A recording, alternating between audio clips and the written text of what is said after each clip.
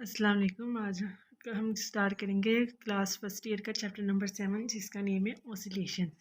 अब ऑसिलेशन को समझने के लिए हमें सबसे पहले पता होना चाहिए कि पीरियोडिक मोशन क्या होती है। पीरियोडिक मोशन को समझेंगे तभी हम आगे ऑसिलेशन और इन दोनों के दरमियान डिफ्रेंशिएट कर सकेंगे। अब पीरियोडिक मोशन क्या होती है? पीरियोडिक मोशन हमारे पास ऐसी मोशन होती है ये जो एक टाइम इंटरवल के बाद खुद ब खुद रिपीट होना शुरू हो जाए।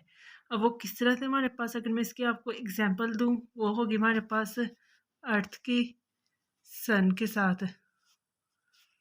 यानी कि अब देखिए, अर्थ अपना सन के इर्द गिर्द अपना कंप्लीट एक रोटेशन 24 आवर्स में कंप्लीट करता है एक रोटेशन। और उसके बाद जब ये नेक्स्ट रोटेशन करेगा तब ये 24, यानी कि ये क्या करता है, रिपीट करता रहता है खुद को अर्थ के इर्द गिर्द, सन के इर्द गिर्द ये रोटेट करता है आफ्टर 24 आवर्स में। यानी कि और ये जो हमारे पास प्रोसेस है ये रिपीट होता रहता है। तो उम्मीद है आपको पीरियोडिक मोशन की समझ आ गई होगी। अब इसी को देखकर हम देखते हैं ऑसिलेटरी मोशन हमारे पास क्या होती है। ऑसिलेटरी मोशन हमारे पास ये थी, इसमें तो हमने पढ़ा था ये अपना कंप्लीट टाइम इंटरवल के बाद इसने रिपीट होना होता है। रिपीट ये भी होता है पर लेकिन इसकी जो मोशन होती है वो to and fro, back and forth, यानी कि या तो आगे पीछे होती है या तो ऊपर नीचे होती है।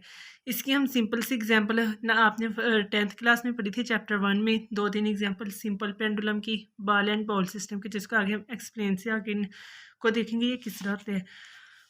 पीरियोडिक मोशन और ऑसिलेटरी मोशन, इनमें डिफरेंस क्या है?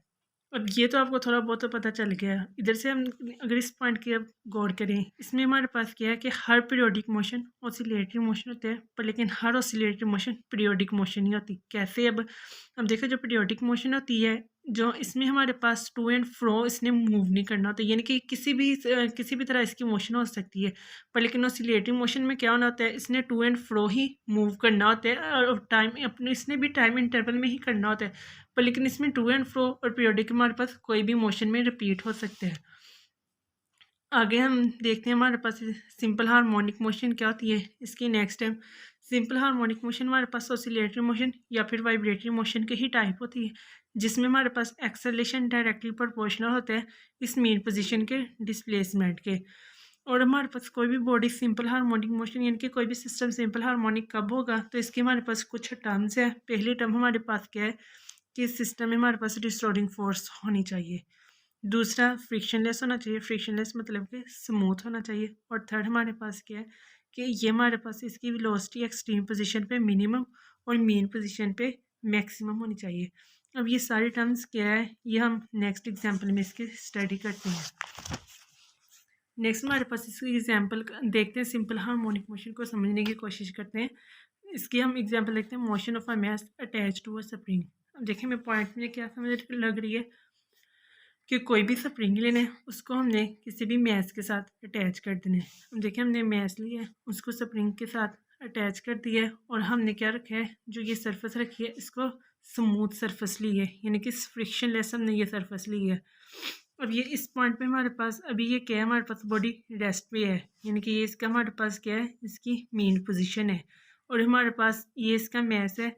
अब देखें, जैसे ही हम इसको लेकर जाएंगे, अप्लाइड फोर्स अप्लाई करेंगे, यानी कि कोई भी फोर्स जब अप्लाई करेंगे इसको हम एक्सटेंड, अब देखिए हम जब किसी भी स्प्रिंग को एक्सटेंड या फिर कंप्रेस करते हैं, कंप्रेस के साथ अटैच करते हैं, तो ये क्या करता है, अपने अंदर एक स्टोर फोर्स कर लेता है जिसका हम नाम देते हैं रिस्टोरिंग फोर्स का। अब देखिए, हमने अप्लाइड फोर्स लगाई, जिसके अप्लाइड फोर्स हमारी इस डायरेक्शन में लगी, पर लेकिन जो रिस्टोरिंग फोर्स होगी वो इस डायरेक्शन में होल्ड होगी। इस डायरेक्शन में अब कैसे होल्ड होगी ये हम देखते हैं। देखिए, आपने इसमें इसके ऊपर अप्लाइड फोर्स लगाई, इसने कोई ना कोई डिस्प्लेसमेंट कवर कर लिया, हम कहते हैं वो इसने एक्स कवर कर लिया फोर्स अप्लाई करने की वजह से।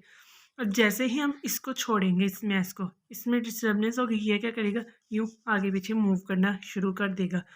यानी कि पहले इस पॉइंट पे अब देखें, ये देखें, ये इसकी मेन पोजीशन है, इसको हम एक्सट्रीम का दे देते हैं नाम। इधर जब ये अब देखो, हमने इसको इधर से छोड़ा, ये क्या करेगा, ऐसा ऐसे ये क्या होगा, अपने इधर आएगा मेन पोजीशन पे। जब ये इधर की तरफ आ रहा होगा, इसकी वेलोसिटी मैक्सिमम होगी और जैसे ही ये हमारे पास मेन पोजीशन पे आएगा, इसकी ज़ीरो हो जाएगी और इधर ये आकर स्टॉप नहीं होगा। स्टॉप क्यों नहीं होगा? इनर्शिया की वजह से। अब इनर्शिया की वजह से ये स्टॉप कैसे नहीं होगा? अब देखिए, आप कोई भी रेस लगाते हैं, फॉर एग्जांपल आप रनिंग कर रहे हैं, जब आप फिनिशिंग लाइन पे पहुंचते हैं तो आप क्या करते हैं, यकदम से स्टॉप नहीं होते, आप क्या करते हैं, फिनिशिंग लाइन क्रॉस करने के बाद भी थोड़ा सा आगे आपको मूव करना पड़ता है और फिर एक पॉइंट पे जाकर आप स्टॉप हो जाते हैं। इसमें भी यही है, ये क्या करेगा, इस स्टॉप नहीं होगा बल्कि आगे मूव करेगा। अब देखिए ये इधर के पे जाके क्या हो गया, कंप्रेस हो गया, इधर भी इसने फोर्स क्या की, स्टोर की, और ये दोबारा फिर से मेन पोजीशन पे आया, इधर आकर ज़ीरो, फिर दोबारा यानी कि इस तरह से इसने मूव करना शुरू कर दिया। यानी कि इधर पहले वेलोसिटी मैक्सिमम थी, फिर जब दोबारा से इधर आया फिर वेलोसिटी यानी कि एक्सट्रीम पेस की वेलोसिटी क्या हो जाएगी, ज़्यादा हो जाएगी। यानी कि एक्सट्रीम पेस की वेलोसिटी क्या हो रही है, मिनिमम हो रही है। जैसे ये मेन पोजीशन पे आता है इसकी वेलोसिटी क्या होती है, मेन पोजीशन की तरफ आता है तो इसकी वेलोसिटी मैक्सिमम होना शुरू हो जाती है। तो इसी को अगर हम देखकर हुक्स लॉ का देखें, हुक्स लॉ हमारे पास क्या कहते हैं कि जो हमारे पास स्ट्रेस है वो डायरेक्टली प्रोपोर्शनल होते हैं स्ट्रेन के। मतलब कि अगर हम इसके अकॉर्डिंग देखें, हमारे पास इसमें फोर्स अप्लाइड की, ठीक है, फोर्स अप्लाइड की वजह से कोई ना कोई इसने डिस्टेंस कवर किया, यानी कि हमारे पास इसमें जो अप्लाइड फोर्स है वो डायरेक्टली प्रोपोर्शनल किसके हैं, डिस्प्लेसमेंट के। पर लेकिन हम देखिए इसने कोई इधर रिस्टोरिंग फोर्स भी एक्ट की, जितनी हमारे पास अप्लाइड फोर्स होगी उतनी ही हमारे पास इसकी रिस्टोरिंग फोर्स होगी। रिस्टोरिंग फोर्स हमारे पास क्या होती है कि कोई भी फोर्स जो अप्लाइड फोर्स के ऑपोजिट एक्ट करे, यानी कि इस ऑपोजिशन की वजह से हम इसके साथ क्या लगा देंगे, नेगेटिव साइन का अप्लाई करेंगे। जब हम इस प्रोपोर्शनैलिटी के साइन को ख़त्म करेंगे तो हमारे पास कोई ना कोई कांस्टेंट टर्म आ जाती है। हम कहते हैं हमारे पास कांस्टेंट टर्म क्या आ गई है, एक्स आ गई है हमारे पास। चूँकि अप्लाइड फोर्स और रिस्टोरिंग फोर्स इक्वल होते हैं तो हम ये लिख सकते हैं F is equal to minus K of X, ये हमारे पास कांस्टेंट है। देखिए इसमें हमारे पास हमने सिंपल हार्मोनिक मोशन में क्या पढ़ा था, एक्सेलरेशन डायरेक्टली प्रोपोर्शनल होता है डिस्प्लेसमेंट के। तो हम इधर एक्सेलरेशन के टर्म भी इंट्रोड्यूस करवानी पड़ेगी। तो हम इधर अप्लाई करेंगे न्यूटन सेकंड लॉ का। क्या हम सेकंड लॉ क्या हमारे पास कहते हैं F is equal to M A. अब इसमें हमारे पास अब कैसे हमें पता चला अगर न्यूटन सेकंड लॉ ही अप्लाई होगा। अब देखिए जब हमने वेलोसिटी की बात की, न्यूटन सेकंड लॉ हमें क्या कहते हैं कि जब हम अब देखिए ये बॉडी है वो मूव कर रही है किसी भी वेलोसिटी के साथ इस तरफ, जैसे हम इस पर फोर्स अप्लाई करेंगे तो ये क्या करेगा, इसमें एक्सेलेरेशन इस बॉडी में पैदा हो जाएगा और वो एक्सेलेरेशन जो पैदा होगा वो इसी फोर्स की डायरेक्शन में होगा। तो हमें ये फोर्स ये न्यूटन सेकंड लॉ यही कहता है कि जब हम किसी भी बॉडी पे फोर्स अप्लाई करते हैं तो वो उसी डायरेक्शन में उससे एक्सेलेरेशन पैदा होगा जिस डायरेक्शन में फोर्स अप्लाई की। तो इसमें भी हमारे पास यही प्रोसेस हो रहा है कि हम जब मैस पे फोर्स अप्लाई करते हैं ये क्या होता है, रिस्टोरिंग फोर्स की वजह से ये क्या होता है, इसमें एक्सेलेरेशन पैदा होना शुरू हो जाता है। तो हम इधर जिसकी वजह से हम क्या करेंगे, इधर न्यूटन सेकंड लॉ को अप्लाई करेंगे। इस इक्वेशन और इस इक्वेशन को कंपेयर करेंगे, इस फोर्स की जगह हमारे पास आ जाएगा minus K X is equal to M A. ये हमारे पास इसका आ गया। इधर से हम एक्सेलेरेशन इसका फाइंड कर लेंगे,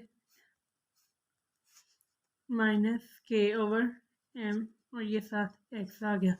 अब देखिए इसमें जो हमारे पास मैस है ना ये टर्म भी कांस्टेंट है। अब ये टर्म कैसे कांस्टेंट है, जब हम इसको जब इसमें फोर्स अप्लाई करें हमारे पास मैस में कोई भी चेंजिंग नहीं आ रही, मैस तो उतना ही रह रहा है, इसके मैस में कोई डिफरेंस नहीं आ रहा, जिसकी वजह से मैस हमारे पास इधर कांस्टेंट है, मतलब के भी कांस्टेंट है मैस भी कांस्टेंट है।